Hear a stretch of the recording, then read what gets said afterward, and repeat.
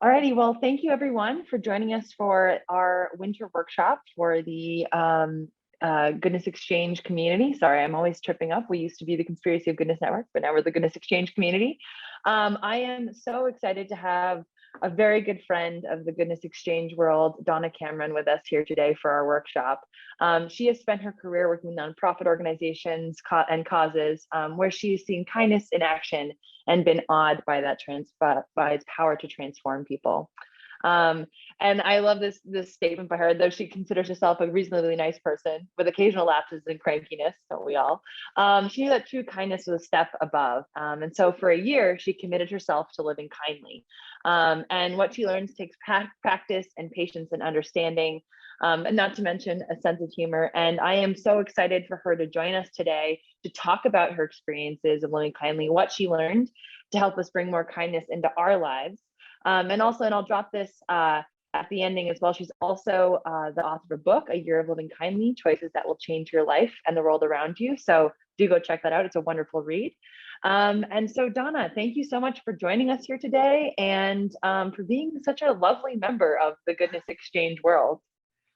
Oh, well, thank you, Liesl. It's wonderful to see you all. And I was thrilled to learn about the Goodness Exchange and to be a part of it. I think it's greatly needed in the world. So let's hope we can all make a change in what we're seeing around us. So it's been 7 years since I started researching, writing, and speaking about kindness. Looking back to 2015, it feels like it was a really different world.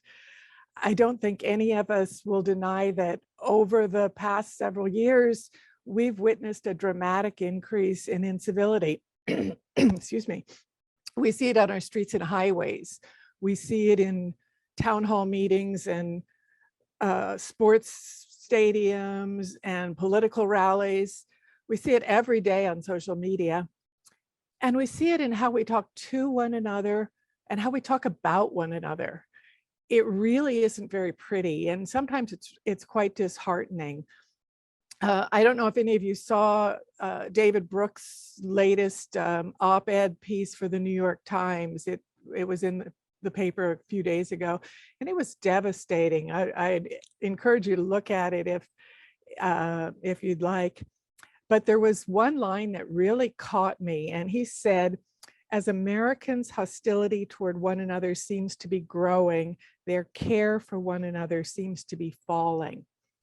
And that's really devastating to hear. And sadly, I think there's a lot of truth to it.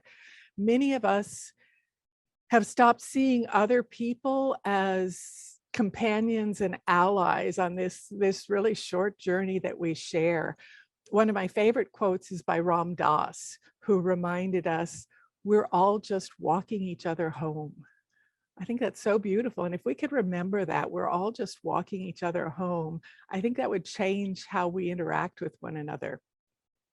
One of the first things I did when I started my deep dive into kindness way back in 2015 was sign up for a daily Google alert about kindness. So every day at 4 p.m., I receive from Google an email that contains links to articles that were written in the last 24 hours in English that are about kindness.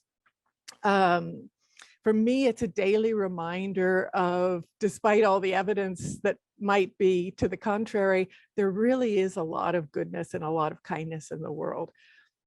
In just recent weeks, I've read about people who went out of their way to help stranded drivers in snowstorms, and children who gave up their Christmas presents to other kids whose homes had been burned by fires.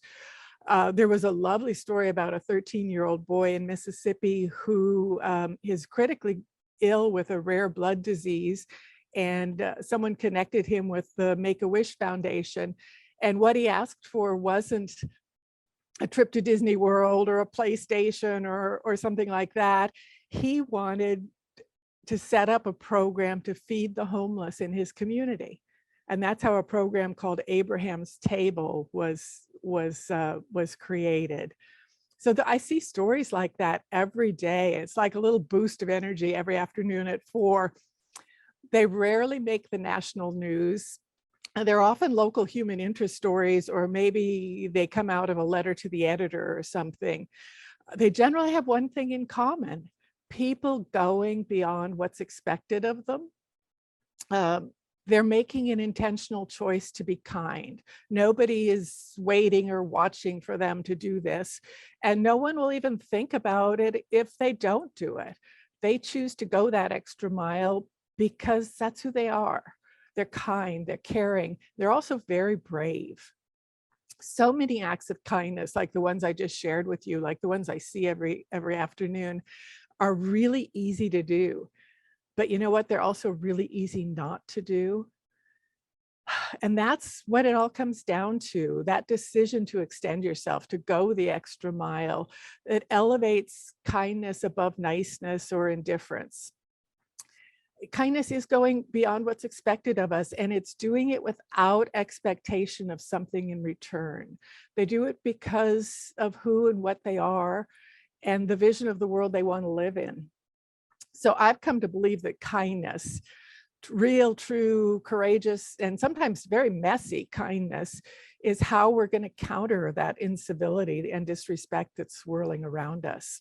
One of my big ahas when I started looking into kindness was discovering that incivility and rudeness are contagious. Just like a cold or the flu or sadly COVID, scientific research has shown us that incivility passes from one person to the next, just like a virus. If we experience rudeness, even if we only witness it and we're not, directly involved, we'll behave more rudely in our next encounters. So pretty soon, everybody's got that incivility bug. I think that explains so much about the world we're seeing around us today. But there's also really good news from science too, and that's that kindness works exactly the same way. It's equally contagious. So if we experience it, again, if we only witness it and we're not directly involved, it's a catalyst for us to behave more kindly in our next encounters, more kindly and more considerately. So every time we have an interaction, and I realized we have a choice. We have a choice of what contagion we want to spread. The epidemic is really up to us. We can add to the ever increasing bad behavior that's around us and the conflict, or we can come down on the side of kindness and respect and civility. It seems like a really obvious choice, doesn't it? But it's not as easy as it might sound, and we'll get into why in just a minute. After studying kindness now for more than 7 years, I would love to be able to tell you that I'm a paragon of kindness. I am, Mother Teresa 2.0 or the Dalai Lama's stunt double, but that's not the case. I still get cranky. I still get bitchy, if my husband would probably tell you. I'm still occasionally oblivious to opportunities that are around me to extend a kindness or even to receive a kindness. But even so, there's vastly more kindness in my life today. And as a result, I'm happier, I'm less stressed. And as cheesy as this might sound, I feel like my heart's been opened. So even with all my lapses, consciously choosing kindness has been life-changing for me. And there's evidence that if enough of us do it, it's going to be world-changing. So if there are times when you snap back at somebody without thinking, or you're not your best self behind the wheel of your car, or maybe you pass up an opportunity to do a kindness, it doesn't mean you're not a kind person. It just means you're human. But if you'd like to be kinder, if you'd like to connect more deeply with other people, perhaps model different behaviors for your kids or your grandkids or your work colleagues, or just for yourself, there are ways to bring more kindness into your life, and it's waiting for you, and the world needs it. I think we all really recognize that now. So this would be a perfect time for you to declare 2022 your year of living kindly. In the time we have left, I'm going to briefly share with you some of the benefits of kindness, some of the barriers of kindness, the things that get in the way of our kindness, and then a few of the skills of kindness. Then we're going to still have some time to engage in conversation, because I know you've got your own thoughts about kindness, and I suspect because you're here today, I'm preaching to the choir. You're probably already all about kindness. But first, let's look at why. Why should we care about kindness? What difference does it make? Even the question, what's in it for me? There's nothing wrong with that. And fortunately, in recent years, there's been a lot of scientific study into kindness. It's not just, a fluffy, sound good thing. There have been universities and research centers that are looking at what kindness does to our bodies and what kindness does in the business world. On the health front, it really is a kind of a miracle drug. When we experience kindness, our body produces the hormones serotonin and oxytocin, and they do amazing things. They lower our blood pressure. They reduce inflammation. They fight heart disease. They slow the aging process. They also reduce chronic pain. They increase our happiness, and they fight depression. Those are all pretty amazing things for just something that sounds as simple as kindness. For people who might be painfully shy, even debilitatingly shy, there are studies showing that engaging in kindness alleviates social anxiety. And then in addition to health, there's a really strong business case to be made for kindness. I got into the business world back in the 80s when there was a spate of books with titles like Winning Through Intimidation, Nice Guys Finish Last. And they all said that to be a success in business, you had to be ruthless, you had to be cutthroat, and that being nice was a weakness. And just the opposite is the truth. There's now plenty of research showing that the most successful business people are the kindest. And businesses that have a strong, a kind culture are much more successful. They have higher profits and higher productivity. They have better customer service. Their employees have fewer absences and they're healthier, and there's vastly less employee turnover. There's also greater engagement and commitment and loyalty toward the company among employees. And then that culture, it has an atmosphere where learning and collaboration and innovation are more likely to flourish. So having been a business owner myself for 30 years, I see those things as really the difference between success and failure for many companies. I think most of us know that there's not a huge profit margin, and anything that will help us get on the good side of that, it makes for a more successful company.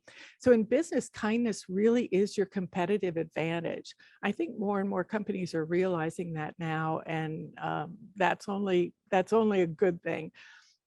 On top of the health and business benefits, there's research showing that kind people have less stress, they live longer, they're more creative, they sleep better, they have greater overall life satisfaction. And there's even a study that I saw recently that showed that kind people are more attractive to potential mates and life partners. So again, with all of this evidence of benefits, wouldn't you think we'd just be swimming in kindness? But there's always a catch for something. And unfortunately, there isn't a switch we can just flip that makes us kind and patient and tolerant. Kindness takes awareness, and it takes something else that sometimes we're a little reluctant to engage in. It takes practice. You can't just immediately say, I'm going to be a kind person. It really does take some practice. So let's look at what gets in the way of our kindness. There are lots of things, but I think there's one that's the biggest, and it's sort of the Baskin Robbins of kindness barriers, because there's so many flavors to it, and that's fear.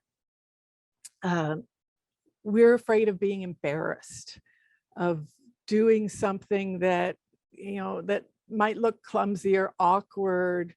But we're afraid of doing it wrong, whatever wrong might be. We're also afraid, and this is a big one, of having our kindness misunderstood or rejected. We have no control over how the other person is going to perceive or receive our gesture.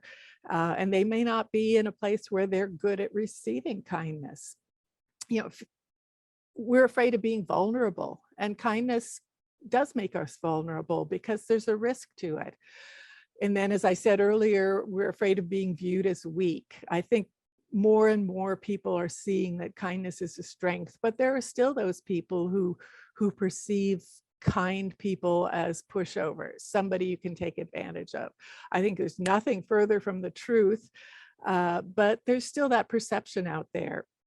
And these fears can get in the way of our kindness. They make us hesitate to extend a kindness, and sometimes make it hard to receive one. And sometimes they even make us respond unkindly when that's not our intention, but it's our reaction.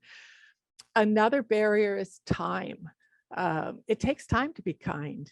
I've spoken at groups where people will come up to me afterward and say, I really would like to be kinder, but I don't have time. I'm so busy. And it does take time. It takes time to think about what the kind thing to do is, or what the right words to say in this circumstance are. It takes time to step out of our routine and help somebody, or engage in a genuine conversation with somebody. It takes time to be patient and allow somebody to fumble and stumble and learn something. I know we've all had this experience where somebody is trying something new and we're standing there and thinking, I could do this so much faster. But the kind thing is to stand there and be patient and let them learn. Even if it takes a couple of tries, help them learn. It takes time to reach into our pocket for a couple of dollars and give them to that guy on the corner, and not just run off without making eye contact, but really make a connection and let him feel seen. And it even takes time to be kind to ourselves. And sometimes we don't feel we deserve that, or we won't give ourselves that kindness, but it's pretty essential. If we can't be kind to ourselves, it's really hard to sustain kindness for others. There are plenty of other things that can be barriers to our kindness. Being oblivious is one. We just don't notice what's happening around us. Being uncertain or shy. A lot of us, myself included, were raised with the message, don't call attention to yourself. And sometimes kindness does that. Laziness, inertia, habit, those all can get in the way too. We're set in our ways, and sometimes it's hard to get off the couch and to do something that's outside of our comfort zone. And then another one, this was a big aha for me, it's keeping score. I'm going to share a little story with you. It's sort of timely since the holidays are recently behind us. But a few years ago, I was at a business meeting. It was December, and there was a woman at my table who I knew only slightly. And she was describing with just great pride the Excel filing system that she had developed to track Christmas cards. So she described a program that had a database of all the people she sent cards to, their name and addresses, and then a spreadsheet. And on that spreadsheet, she recorded everybody she got a card from. She recorded whether they merely signed it, whether it was one of those newsy Christmas letters that we all get, or whether they had written, a handwritten personal note inside the card. And then she said at the end of the holiday season, she goes through her Excel and removes anybody who didn't send her a card. So next year, they won't get one from her. Now, I love a good spreadsheet as much as the next guy. And I apologize if any of you have a similar practice, but I remember thinking at the time that this was sort of extreme. What if our friend is dealing with health issues or money issues or family issues, and the idea of sending a Christmas card is just beyond them that year? And then a lot of people, including me, don't send cards. Does that mean we absolutely don't? It's quid pro quo. We only send cards to people who send them to us. It seemed to me that friendship with this woman felt very transactional. And I think the thing I was most uncomfortable with was that whole notion of keeping score. And I think most of us do it more than we realize. Maybe not such an extreme example, but it's her turn to call me.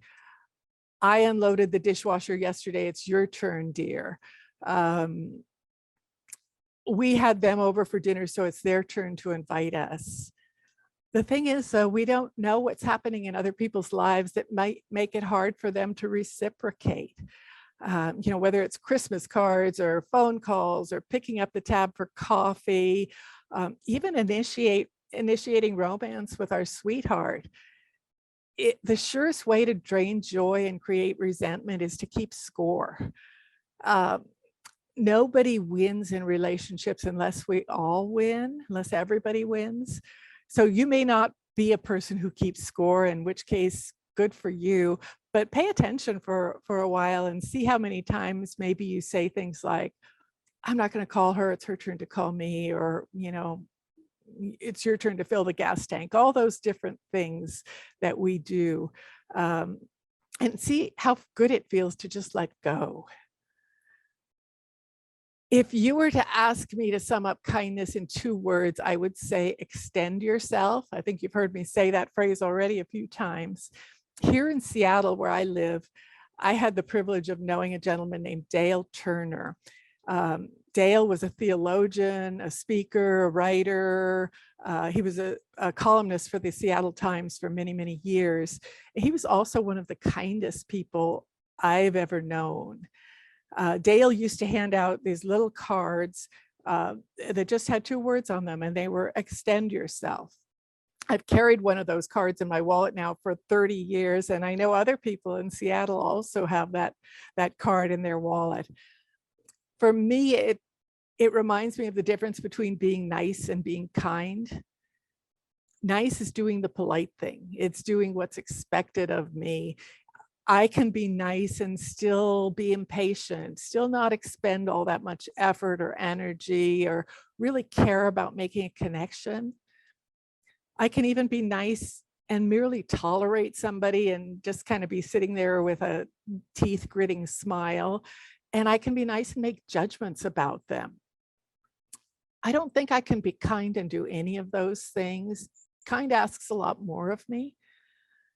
It asks me to take a risk, to withhold my judgments, to be patient, to genuinely care about what this other person is getting out of our interaction. And kindness makes me vulnerable because there is a risk there. I don't know how the other person is going to respond. So kindness requires a lot more courage, I think, than just mere niceness. I see nice as a pretty passive quality. There's nothing wrong with it, but it's pretty passive, pretty easy to do. Whereas I've come to see kindness almost as a verb. It's an action word. And I think that phrase, extend yourself, sums it up pretty well. I wish we were meeting in person. So I could give you each an extend yourself card. Dale died back in 2006, but I wanted to keep his lovely tradition going. So I had cards printed to share with people I meet and speak to. Let's see if I can show you that. If you'd like one, send me your address and I'll mail one to you. I think it's a really good reminder of how to be kind. So let's talk now about the skills of kindness. Most of the skills to extending kindness and countering unkindness are really pretty simple, but that doesn't mean they're always easy. They take practice. There's that word again. Kindness can't be turned on and off like a faucet. It's something we develop with practice, just as we get better at playing the piano or playing tennis or something like that. And I came to view these kindness skills as tools in a toolbox, or trying to be more modern, as apps I could download and call upon when needed. There are a lot of them, but I'm going to share just a few.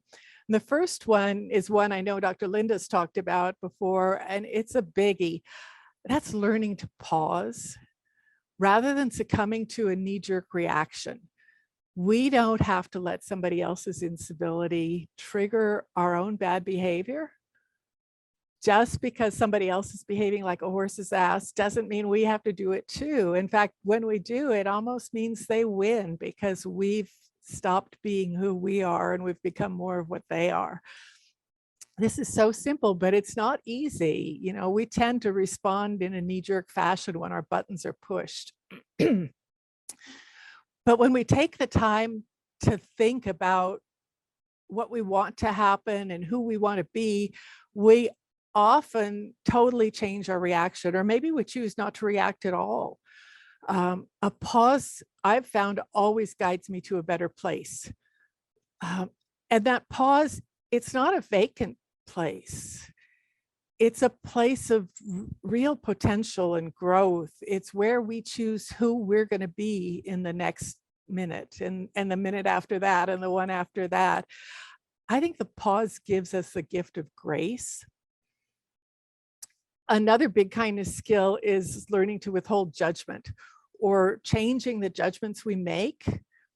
It's so easy when we see somebody behaving inconsiderately to make a judgment about them, often without a lot of evidence. We judge them for an ill-chosen word, or, you know, maybe for their bad driving, or because they're in our way in the dill pickle aisle of the grocery store. Or sometimes just because they seem to be taking up too much room on the planet. Social scientists tell us that we make judgments about people within 3 to 5 seconds of meeting them. That's not a lot of time to get much evidence about it. So we're judging them on how they look, or how they talk, or how they dress, or maybe how they vote. We do it to strangers, and we even do it to friends and acquaintances and loved ones.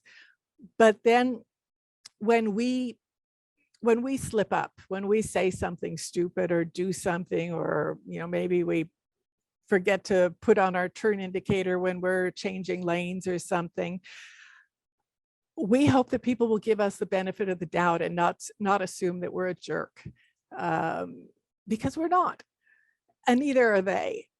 So if we can, why can't we give that same benefit of the doubt to other people?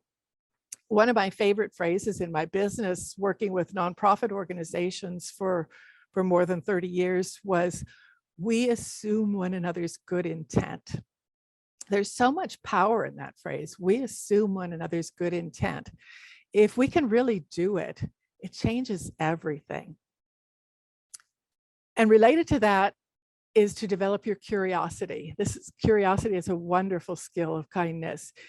If I stop to think why somebody did something or said something that seems really inappropriate or offensive to me, I'm less likely to get angry or judge them harshly. If I tap into my curiosity first, my response is usually very different.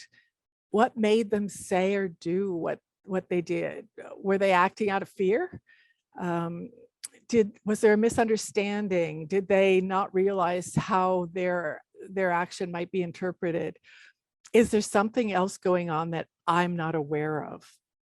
And as soon as I yield to that curiosity, as soon as I allow for the possibility that I don't know everything, I can replace my reflex response of anger or distaste with a desire to understand.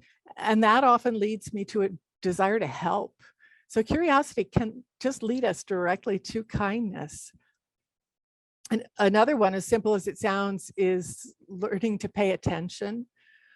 I think we're often just so absorbed in our devices, or even in our own internal drama, that we don't notice what's happening around us. We don't see, the car that's trying to merge, the person behind us whose arms are full of packages, who we can hold the door for, or maybe it's a child in distress at the grocery store who just wants a little bit of attention.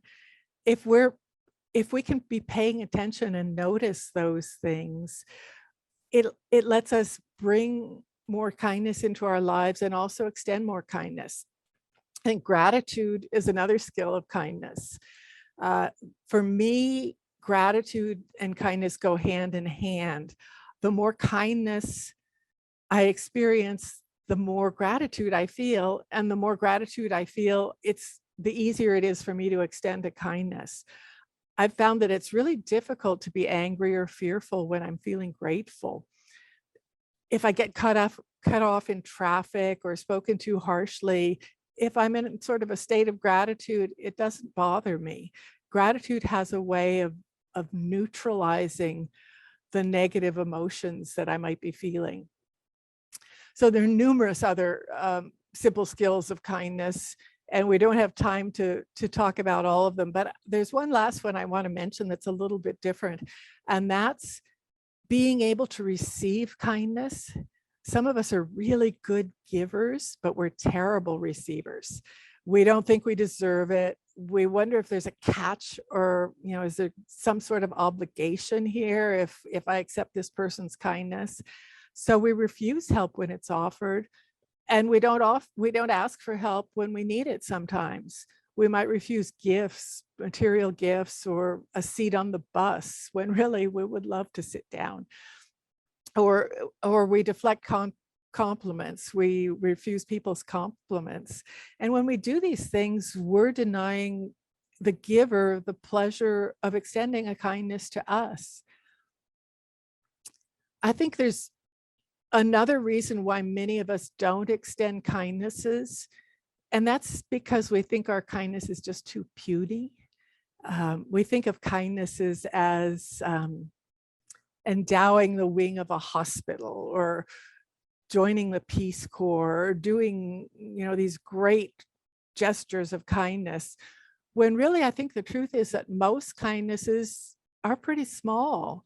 They're a smile, eye contact, saying a few kind words to someone, allowing that car to merge on the highway, holding a door, just those little things that we have so many opportunities throughout the day to do. Author John Blakey calls them TNTs, or tiny noticeable things. I call them micro kindnesses, and they're all really easy to do. But as we talked about earlier, they're also really easy not to do. And that's where the difference lies. Making that choice to extend a kindness, to extend ourselves, that's where everything changes. And that's how we heal a wounded person or a wounded world. Each kindness creates a ripple, and then that kindness, the person who extended that kindness and receives it, they extend a kindness, and those ripples just keep going out and out and out. And pretty soon, all those micro kindnesses, those things that we thought were so small and, is it even worth it? They've changed the world. So I don't have all the answers. I certainly don't. I can only attest to the fact that for me, kindness has really been life-changing. There are always going to be people, though, who tell us that kindness is weak, that it's ineffective, that it's spineless, that it doesn't make a difference. And we need to look those people in the eye and say, my friend, you're wrong. And then we prove it not by our words, but by how we live our lives.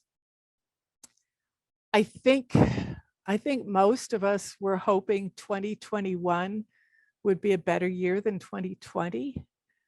And not so much. Now, as we dip our toes into 2022, we're hoping that this is going to be the year that's better. And I think it's up to us to make it so. That means learning how to respond to perceived insults with grace. It means recognizing people and situations where our kindness is needed. It means withholding judgments. It means having the courage to extend kindness. So I'll close by issuing a challenge to each of you, to all of us, to declare 2022 your year of living kindly and to spread that contagion of kindness. If you take that challenge, I guarantee it's going to change your life.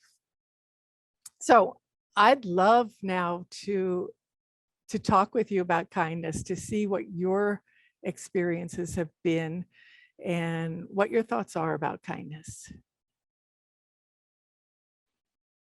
Donna, thank you so much. Every time I talk to you, I just feel like there's so much hope and possibility in the world.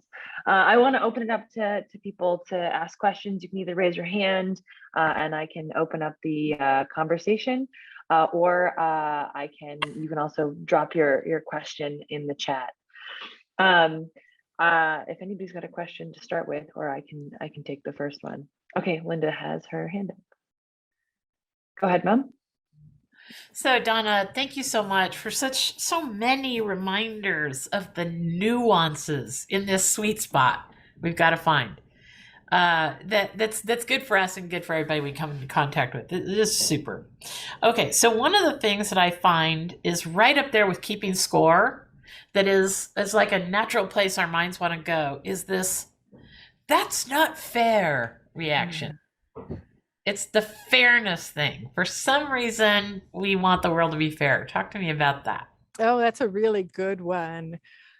Yeah, I guess it's almost trite to say it, but the world isn't always fair. And what's fair, what one person perceives as fair may not be fair to somebody else. And then sometimes maybe what's fair after a long history of repression or inequity, what seems fair to one person may not always be fair to everybody. That's a really good question. And I think in the long haul, in the long term, fair probably averages out.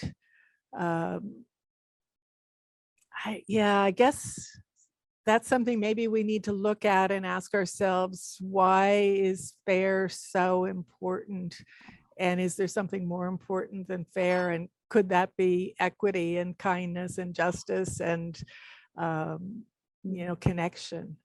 It's a toughie. I just was, I just had this thought, and I'm sure Martine can add to this too, is that I find a lot of solace in realizing right in the moment that I don't know everything.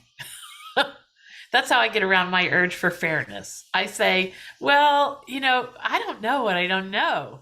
Maybe in the bigger picture, if I could come up a little bit higher from my perspective, it totally is fair. But I just don't know. Go ahead, Martine. I can see you shaking your head. So both in raising children and teaching children, one of my great mentors said to me at one point in time, fair does not mean equal. And that's something that I've shared with both my children and my students, that when you're looking at fair, what's fair for you isn't necessarily fair for someone else. It's sort of like taking that perspective that Donna mentioned of, you don't know where that person is in that moment. So you can't react to how they are in that moment. You don't know what's going on behind the scenes. And you can sort of stop. Like, I love the pause, Donna. I love pause. Pause and say to yourself, what kind of reaction how can I best react to this situation? Yeah, it's really key, for sure. That's a really good point, Martine. I think maybe sometimes when we say that's not fair, we need to step back and say, am I speaking out of my entitlement? Is that, do I have some sort of an inborn bias that makes me think I deserve this when maybe I don't? Bryce, you seem to have a point on that. Yeah, go ahead. Yeah, I think going off of this, adding to it kind of, I see some people are on their high horse trying to like judging someone for the way that they're acting, whether it be like just they don't think that that's appropriate, or they always have an opinion. And I've had to pause to even tell friends, and I'm like, just think about it, try and think from their perspective, about like, we don't know what they have been through. I know there was a woman who I went to school with who was like always just it was like a flip flop. You never knew what you were gonna get with her, if she was gonna be like in a happy place or not a happy place. And I sometimes had days that I was angry at her too, but I was like, you know what, at the end of the day, I felt really bad because I knew that there was probably something that I didn't know about, that was affecting her and making her act out in the way that she did. So, and this was college, not like kindergarten. So yeah, but that's what I have to share. Yeah. Oh, also, Donna, while I have Go the ahead. course, could you share briefly, you know, how you mentioned the Google alert, which I love, and during the podcast, you talked about one story in particular that I absolutely loved about the firefighters, and how they, could you tell us that story really quick? Yeah, and actually I've seen this story from a couple of different cities. So this is not just a one-off. I think there's something special about firefighters. But the story I shared was of, I think this particular one happened in Florida on a really hot day. There was a gentleman who was mowing his lawn and he had a heart attack. So the EMTs came to resuscitate him and rush him to the hospital. And then several stayed behind and finished mowing his lawn and, you know, cleaning up his yard and putting everything away.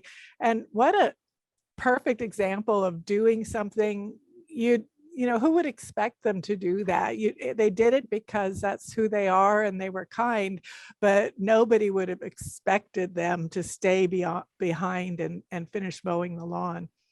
And yeah, you're right. I see stories like that every afternoon, Bryce, on the Google alert. It's just wonderful. Yeah, that's great. Thank you. Thanks.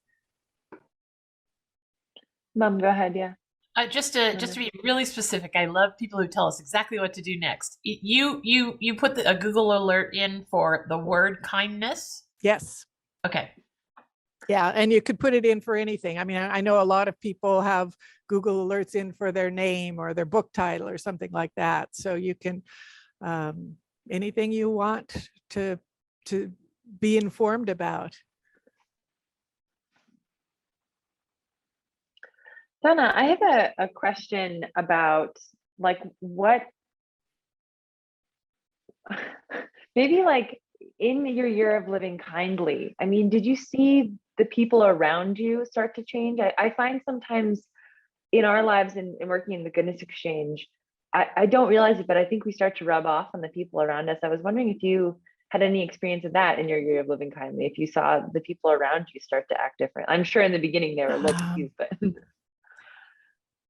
yeah, and how much of that was my influence versus me just being more receptive to the kindness around me? I suspect it's more of the latter. I think because I was more attuned to kindness, I was seeing more of it, but it wasn't always, you know, it wasn't always the people I knew or anything. It was just, you know, being in a store or being in a meeting or just, you know, on the road or the highway, I would notice more kindness around me. And I think that gets to the old thing about we tend to see what we're looking for.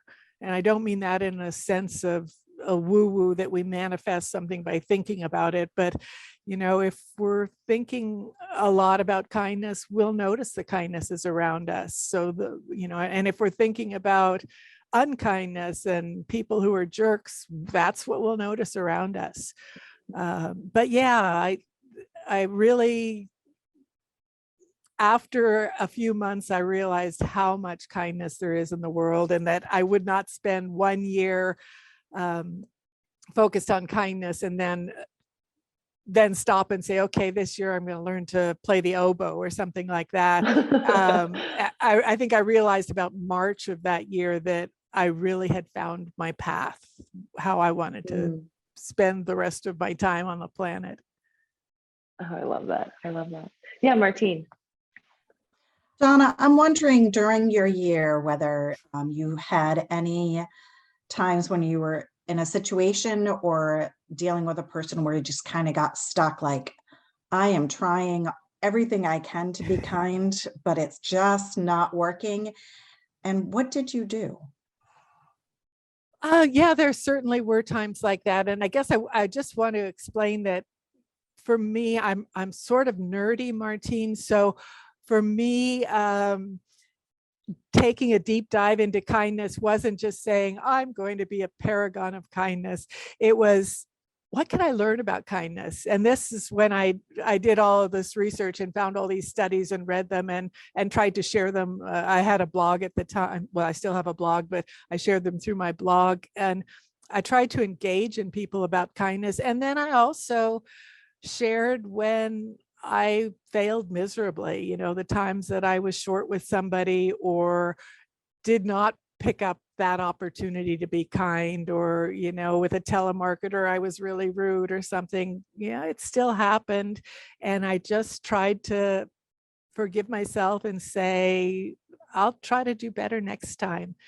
But yeah, I think one of the big lessons for me was that I'm never going to be perfect at kindness, and that's okay. I'm just going to do the best I can, and then I started seeing that everybody else around me mostly is doing the best they can too. And when we have failures, we can just sort of say, "That's okay.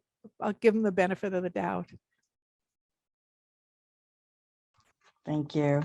I think we need to add into your list of things, you know, you have the giving of kindness and the receiving of kindness, and we need to maybe add the forgiveness when it's not just the kindness you expect. That's definitely one of the skills of kindness too. You're right. Yeah. And that's a hard one for a lot of people, especially if we're holding on to really old and really painful, you know, memories or experiences. I think we have time for one more question or comment or discussion point, if anybody has one. Bryce. I'll take that. I'd like to go back to what you said. Well, kind of two things you said. The business side of things that, like, you just find, especially, and I see with small businesses, where your customer base is very local, and there are people that are coming in every day, and also talking about how kindness can affect that, and then talking about those little things you do. Those little bits of kindness, I forget exactly what you said, that really make a difference. Because I remember in my small town at home, well, it's not that small, but the one movie theater I always went to, because it was the only one in town, the guy who owned the movie theater, well, because it was only one in town, was a grumpy old man, and he was always so mean to, like, all the kids. Now looking back on it, I can realize that he's like an old man having to deal with hundreds of kids, like kids who is, so he probably deserved to be a little grumpy. But, like, the fact is that if he was just like a little bit kinder, and I always thought that if I could run that business, I would do it a lot better, because all it takes is like a smile and have a nice day. Like, and that's something I've learned from, well, my mother, and my dad as a business owner too, is like, even like, you just, like, showing that enthusiasm, even if it's like even if interacting with people is not your favorite. That's from my dad, not my mom. But anyways, yeah, so I think that it's huge in business. And Linda's podcast, the latest episode on B Corps too, talks about how you can really look at that, and how that really can affect your business, and turn your business very profitable. Yeah, you're absolutely right. It makes such a huge difference. And I've had people come up to me after a program and say, boy, our company really could be kinder, but I don't think I can talk to our CEO about this. I don't think he'd take me seriously. And really, you start anywhere.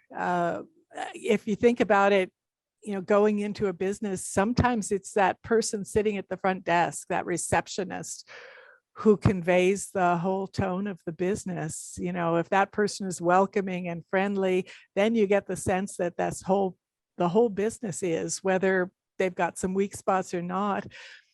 But if that person is rude and doesn't greet you in a friendly way, that's the perception you get. So I think anybody in any place in a business can model that kindness. And hopefully, I think as more and more evidence goes out about the business benefits of kindness, more CEOs will have the confidence to be that way. But it's often what they experienced as they were going through, going up the ladder or whatever. I know my very first boss in my first 9-to-5 job was a bully, just a terrible bully. And for me, that was, I was with that company for about 2 years, and I saw that everybody around me was terrified of him. And there was huge turnover. And it was a good learning experience. And I don't regret that job at all, because it showed me what I didn't want to be. And hopefully those people who really are terrible tyrants, they're at least being a lesson to the rest of us, that's not who we want to be when we get to that position. Yeah, I agree. And I think that hurts them more than it hurts everyone else around them, because they're carrying around that anger 24/7. Yeah. Yeah, and they think, and blowing up on people does not let the anger go either. No. Yeah. Well, Donna, I want to thank you. I want to respect your time. I know we're closing in on the hour here. And I want to thank you so much for joining us. My one last question is, how can we connect with your work? How can we spread the news, or spread, more information about your work? How is the best way to connect with you and make sure that we never miss out on any of your kind examples or kindness? Oh gosh, well, I am a member of the Goodness Exchange, so you can link with me in that community, and I think you can message me too. If you want me to mail you an Extend Yourself card, and I really would be delighted to, email me at donnacameron100@gmail.com, or feel free to email me with any questions or any comments. I have a Twitter account. I have a Facebook author page. My website has a contact me. So yeah, that you can find me pretty easily, and I love to connect and love to hear your stories about kindness too. Thank you for asking. Lovely. Yes, you're so welcome. Of course, the only way that we get to make everybody's kindness and good hard work more out there is by connecting with one another and sharing it. So, Donna, I want to thank you so much for joining us in this hour. And I took about 15 pages of notes that I need to organize, but I thank you so much. Just every time I talk to you, it's absolutely delightful. So thank you, everyone, for joining us. Thank you all. Thank you. This was great fun. Thank you, everyone, for joining us. And please stay tuned. Please stay tuned for February. We have our happiness hour coming up. And we're also in the works for our upcoming spring workshop as well. So please be on the lookout in your email inboxes for more announcements about all of those. And I cannot wait to see you until next time. And Donna, I can't wait to talk to you more soon. Oh, thank you.